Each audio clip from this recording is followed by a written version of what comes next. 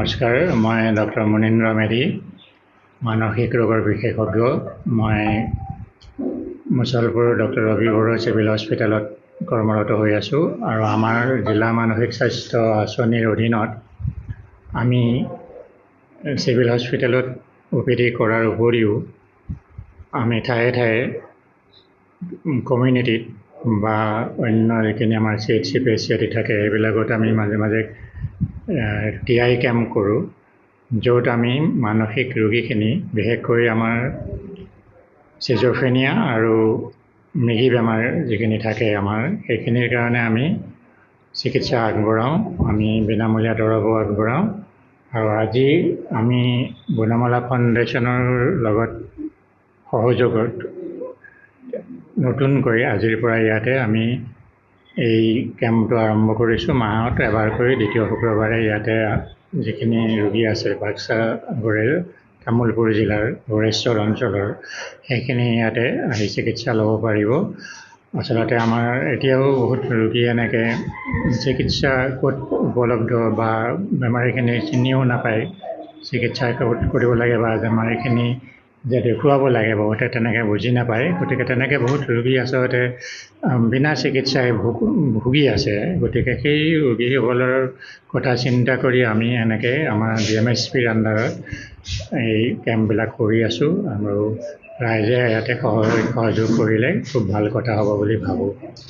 মানসিক ৰোগীৰ যিটো বৰ্তমান সমাজত বহুত বৃদ্ধি হোৱা পৰিলক্ষিত হৈছে, এই ক্ষেত্ৰত ৰোধ কৰাৰ হয়, সেইটো প্ৰথম কথা হ'লতো আমি সেইকাৰণেই প্ৰথম আৰ্লি ডিটেকশ্যন, তেওঁলোকক খুব সোনকালে ৰোগীখিনি চিনাক্ত কৰি যদি সোনকালে আমি চিকিৎসা আগবঢ়াব পাৰোঁ, বহুত ৰোগীয়ে তেতিয়া সুস্থ হৈ উঠিব।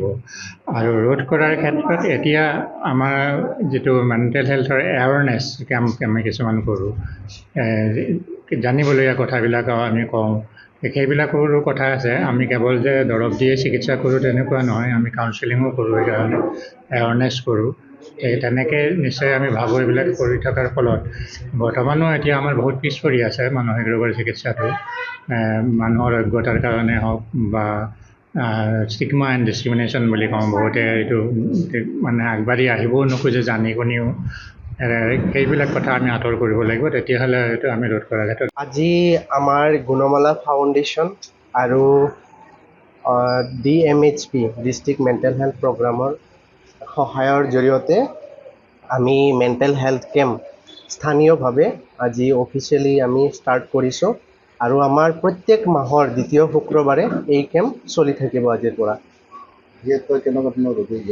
বিশেষকৈ ইয়াতে আমি যদি চাওঁ, যিবিলাক মানে মেণ্টেল হেল্থৰ পেচেণ্ট আমি যদি ক'ব যাওঁ, যেনেকৈ ধৰক মদ ড্ৰাগছ খাই এডিক্টেড হৈ আৰু যিবিলাক কণ্টিনিউৱাছলি বিভিন্ন ধৰণৰ ডিপ্ৰেশ্যন, এংজাইটি আৰু যি মানে অসুবিধাবিলাক আমি সদ্যহতে দেখা পাওঁ যে টোপনি নাহে বা অতিমাত্ৰা কথা কোৱা বা অলাগতিয়ালভাৱে চিন্তা আহি থকা, যাৰ কাৰণে মানে কোনো মানে আমাৰ ফিজিকেল ট্ৰিটমেণ্টৰ জৰিয়তে যিখিনি ঠিক নহয় সেইখিনিত ব্যৱস্থা ইয়াতে হ'ব।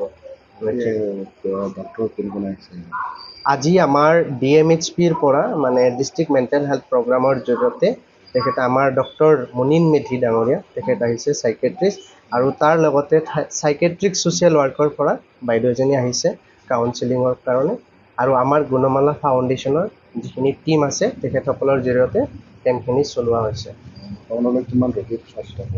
আজি আমি টোটেল নতুন হিচাপে 12জন ৰোগী চোৱা হৈছে। তাৰে মানে মিৰ্গী আৰু চাইকেট্ৰিক প্ৰব্লেম থকা তেনেকুৱা হৈছে। কেতিয়া আৰু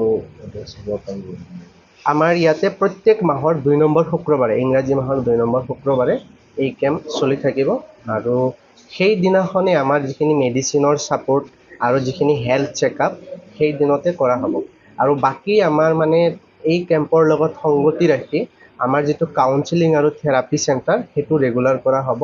আৰু কেইবাটাও এজেঞ্চিৰ লগত আমাৰ গুণমালা ফাউণ্ডেশ্যনৰ তাৰ ওপৰত মানে আলোচনা আৰু প্ৰপ'জেল চলি আছে, য'ত আমাৰ মুম্বাইৰ আৰাম বুলি এটা ইনষ্টিটিউশ্যন আছে, তেখেতসকলে মেণ্টেল হেল্থৰ লগত মেণ্টেল হেল্থ প্লাছ এডুকেশ্যন সেইখিনিৰ ক্ষেত্ৰত মানে আমাৰ এটা মানে প্ৰজেক্ট হ'ব যাই আছে, য'ত মানে আমাৰ অকল মানে যি পেচেণ্ট আছে তেওঁলোকৰ লগত নহয়, যিবিলাক মানে চাইক'লজিকেল প্ৰব্লেম আপোনালোকে ষ্টুডেণ্টৰ মাজতো দেখা পায়, মানে কিছুমান ডিপ্ৰেশ্যন, এংজাইটি, আৰু আমি যদি দেখা পাওঁ যে ছুইচাইডেল টেণ্ডেঞ্চি, সেইবিলাকৰ ওপৰত আমি এটা মানে কাম কৰাৰ কাৰণে প্ৰকল্প হাতত লৈছোঁ, আৰু তাৰ কাৰণে খুব কম সময়ৰ ভিতৰতে সেইটো আমি ইনগ্ৰেশ্যন কৰিম।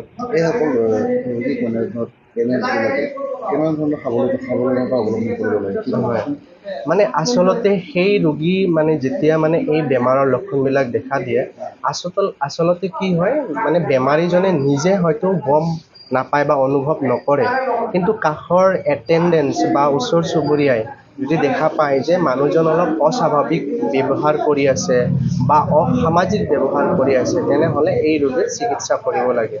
আৰু ইয়াতে আমাৰ যিহেতু আমাৰ গভমেণ্টৰ লগত জড়িত, DMHPৰ লগত জড়িত, আমাৰ ইয়াত যদিও মাহত হৈছে, তো তথাপিও মানে যিবিলাক আমাৰ CHC, MPHC আছে, মানে মেডিকেল আছে আমাৰ NHMৰ জৰিয়তে, তেখেতসকলৰ মানে ওচৰত গ'লেও তাৰ মানে প্ৰাইমাৰী চিকিৎসাখিনি পাব। আৰু এটা ভাল কথা যে আমাৰ মানে CHCৰ মানে ডক্টৰ দৰ্পণ ডেকা, তেখেতক মানে আমাৰ